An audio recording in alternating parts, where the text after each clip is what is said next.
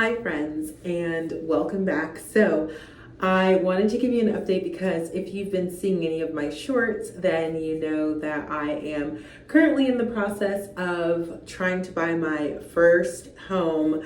Okay, but I thought maybe a daily short was obnoxious, so I stopped doing daily shorts and I just figured I would update you once a week. So let me know if the daily short is better or if you prefer to have the updates once a week, like in the more long form version. So anyways, I'm going to try to do this without doing too much editing because right now, in the beginning of this channel, editing has been my biggest time eater. And so I'm going to be reading off of some bullet points that I've got here so that I can go through all of the days and tell you what I've been doing for my home search. So the last that I updated y'all was on day 3, and that was when I was getting names for local lenders. And I said, I'm going to start getting some documents together so that when I do start applying for loans, I have those ready. And so I wanted to tell you what those documents were. So on day 4, I was getting these documents together. So I went into my employer's, like where I get my pay, and I downloaded my last 2 years of my W-2s. I downloaded my last 2 pay stubs, which I've only been in my new position for 2 pay stubs. So the last 2 pay stubs are actually my first 2 pay stubs for my new job, which technically in the new role that I am working in, I'm getting paid less than in the role I was in previously because my prior role was in sales and I got commissions, which I do miss, but I don't miss sales that much. So anyways, so I got my W-2s, I got my pay stubs. So I have my driver's license, which I have a copy of. However, my driver's license is going to be expiring because it is a permit. So I need to get a new driver's license. I have to go take the test because my old driver's license actually expired during COVID and I never went and got a new one. So then by the time I went to get a new one, I had to take the test and they only gave me a permit because I have to take the actual driving test again. So once I take the driving test, I'll get my actual driver's license. So I need to get that. I have copies of my loans. So like any loan statements. So if you have a car, I have a car and I have student loans. And those are my only 2 loans right now. So those go into basically your debt to income ratio. My student loans are very high. And so that is a higher debt to income ratio. They're higher than a year's salary. So I have to figure out what I'm going to do with that.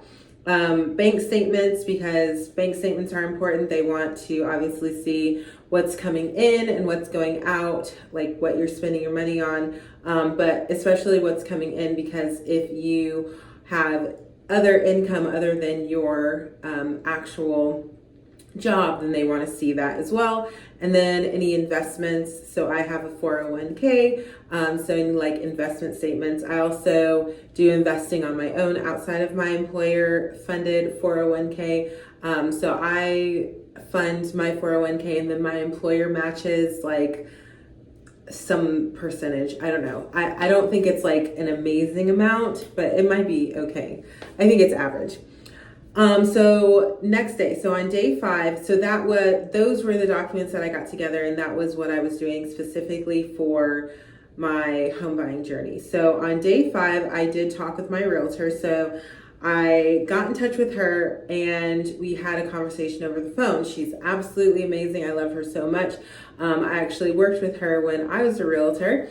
So anyways, I spoke with her and she let me know. So she had called the listing agent for the house that I'm interested in, which I may have told you guys is in a location for a USDA loan, but it also needs work. So I've been working on kind of seeing if we can get a construction loan. So she spoke with the listing agent and she let me know that this particular home was actually inherited by the sellers.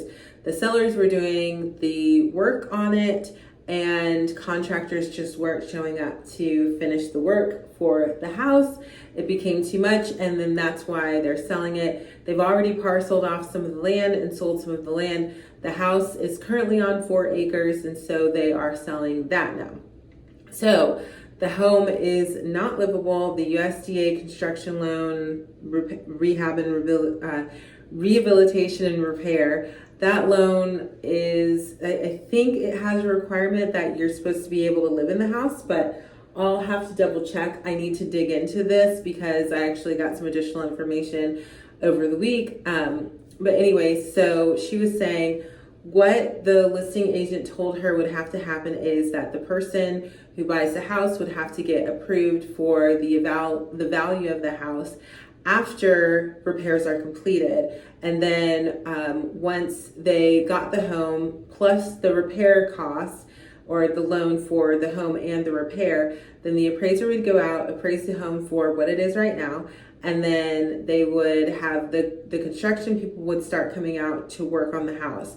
And then every month the house would have to get reappraised and until it was finished, and then you would end up with the final appraisal amount. And then I guess there's some type of work or something that goes into it if the appraisal amount is over the like the cost of what you bought the house for. I don't know that part. I kind of was listening to what she was saying and what the listing agent was telling her. So the listing agent was like, the person who should be buying this house is like a contractor who's going to parcel up the land and build on it. But I'm like, who would want to live all the way out there where you see a house every half mile or something? I'm exaggerating, but there are like literally there is nothing out there except for really big houses on super huge lots that are acre plus. So why would somebody want to like live out in Nowheresville when with like a neighborhood, just like one random neighborhood in an area where there are lots of really big houses on huge acreage? I feel like that would just drive the area's value down anyways, especially since the area's value and the other homes was like part of the selling aspects that they listed when they were listing the home. So anywho, on day 6, you guys, I racked my brain. I could not figure out what I did on day 6 for this project, for working on my home loan. I was trying so hard to figure it out. I couldn't figure it out. So I don't know what I did that day. Day 7, which was a Friday, I spoke with the local lender. So a part of the conversation that I had with my realtor on Wednesday was she gave me information for a local lender, and she was like, he's not salesy at all. He's just going to give you lots of information. So he did just that. I actually called him that day and he was like getting a haircut, but we had a really quick conversation. Then the next day I was able to send him my documents, which I had pulled up and everything. So of course he only needed my like pay stubs and my W-2s because I'm not actually applying yet. I'll tell you about the conversation, the reason why I'm not applying yet. So spoke with the local lender, and there were a few points that I wanted to tell you about for what he said for my situation. So you may know if you're in sales or if you work with customers, especially in sales, there is never a one size fits all type of solution for something. Every sell is different. Every customer is different. And so this is like for my situation, some of the advice that he was giving me. So we talked about basically what I'm making now, like my income now, what my debt is, because my largest debt are like my school loans are my largest debt. And so basically he said, what would be better than you paying or having a large down payment? Because, you know, you'll hear people who have like this $80,000 down payment. I don't have that much, but I told, like, me and my husband figure we could probably save up and get something, and maybe probably even get a gift. But the lender said because of my income, because I don't make a lot, but because of my income, I qualify for the down payment assistance program, which will give you like $12,000. And in this market, you can probably ask for some closing costs from the seller, depending on how long the house has been on the market. My realtor said if the house has been on the market for longer than 10 days, you can ask for closing costs in the contract. So a lot of times they'll do that because the house has been sitting on the market for longer than 10 days.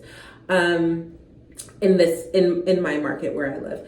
And then the other thing he had said was that there's probably more benefit to me paying off debt than saving up for that down payment, because once I pay off debt, like last time I applied for a loan, which was about 2 years ago, it was right before I found out that in my position I was getting a pay cut.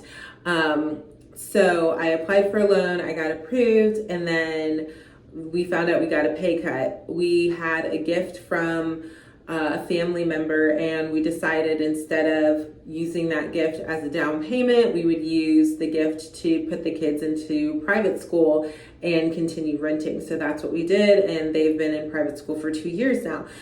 So I've reapplied, and since then we had a van, and it was paid off, and then someone hit us, and so we had to get a new van. So now we have a car payment, and that is going to be the thing we're working to pay off, because that is almost, not quite $300 a month, and that amount going towards a mortgage instead of a car payment would be much better for us. So we're going to work on trying to pay that off instead of doing the big savings for a down payment, since I qualify for that down payment assistance. And then also we do have a credit card, which we are going to pay off as well. And of course that always just helps like with your credit score. So I'm trying to actually, so I did miss one payment on my credit card. I don't know if that's information I want to give the internet or not. But I don't know. I mean, I don't have the most perfect credit score in the world. Like, I missed one payment. And so I have to figure out what I need to do to try to get like my credit up from that, because if you miss one payment on your credit card, it can knock you down a ton. So I had spent all this time really like trying to keep my credit score healthy by getting this credit card and making on-time payments, and missed one, and it knocked my credit score down 72 points.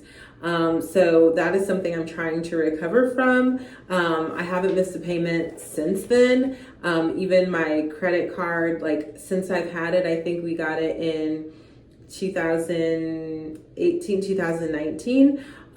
So it's like 99. You have 99% on-time payments on your credit card.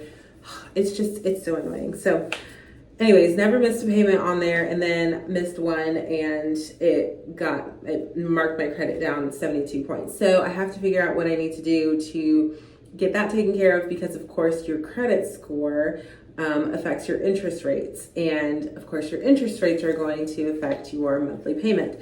So, and what you can be approved for, like your purchase power.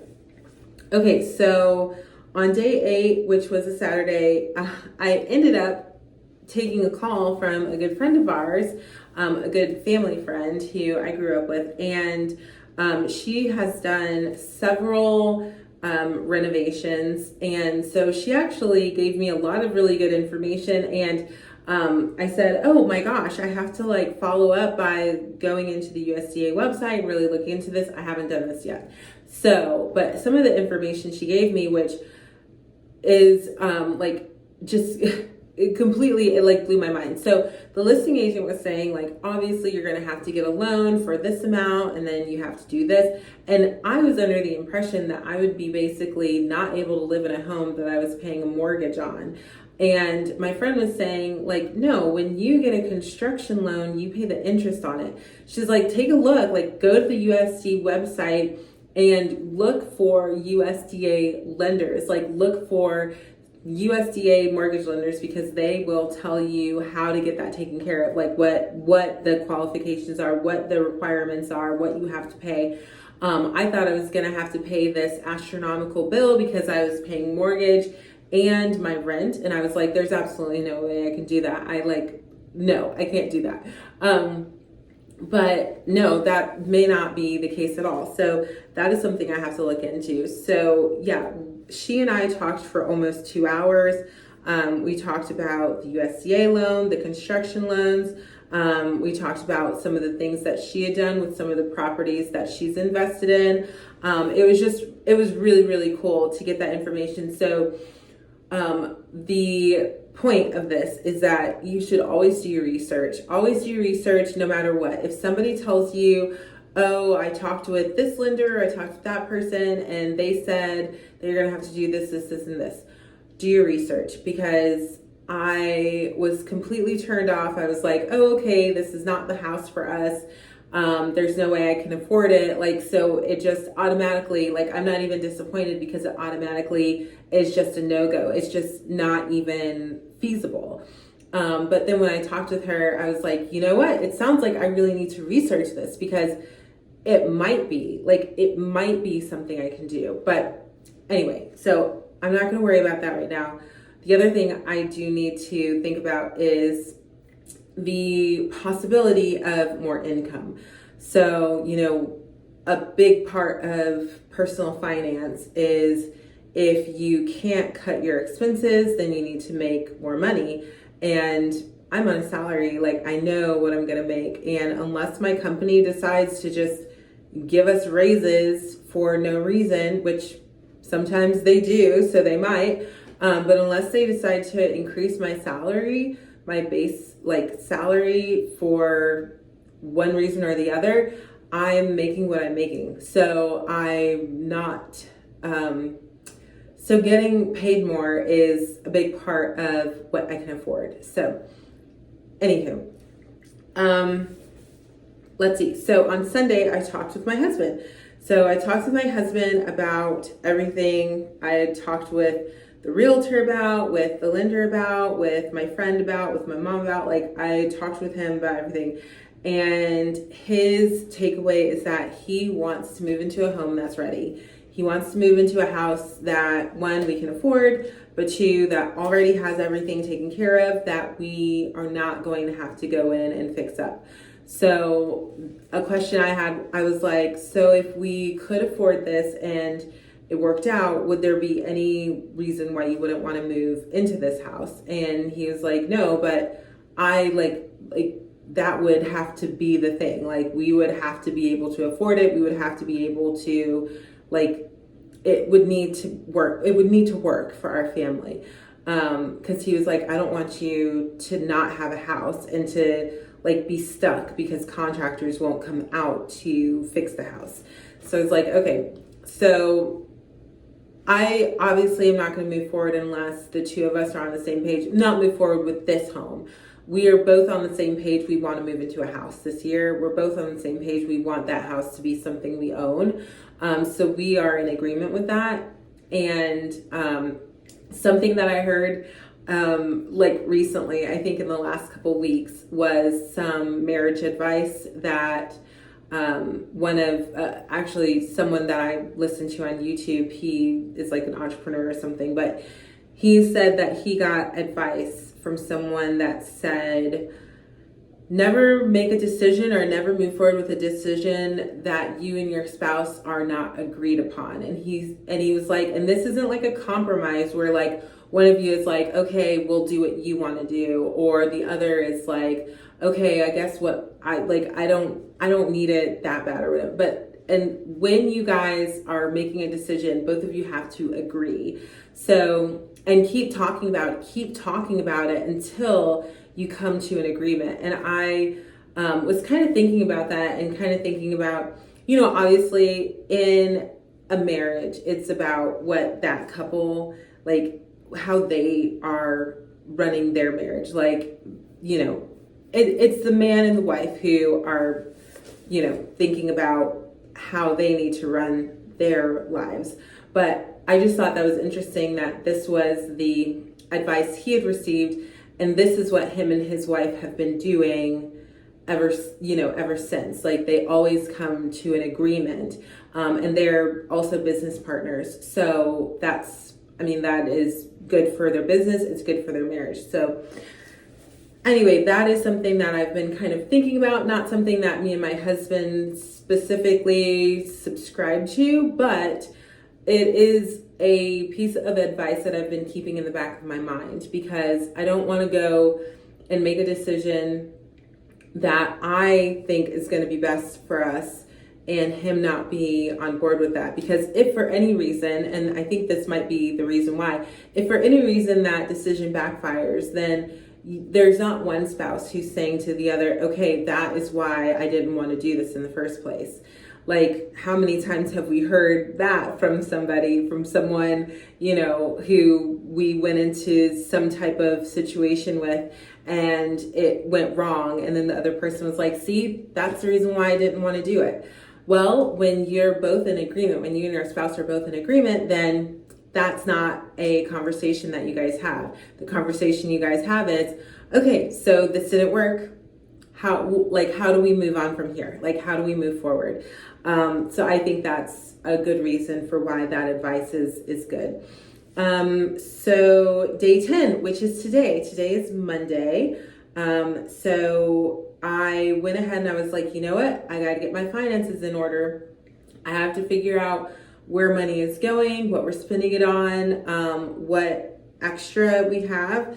So I wrote down all of my bills, and I got some advice from another personal finance person who said to be active in the paying of your bills, when you start doing it.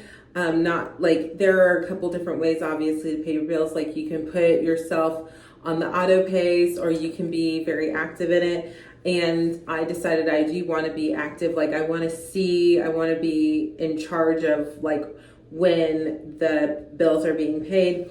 And the advice that I'm following is to pay your bills in chunks. So I get paid on the 30th, so the last day of the month, and the 15th. And so the advice I got was to pay the bills that are due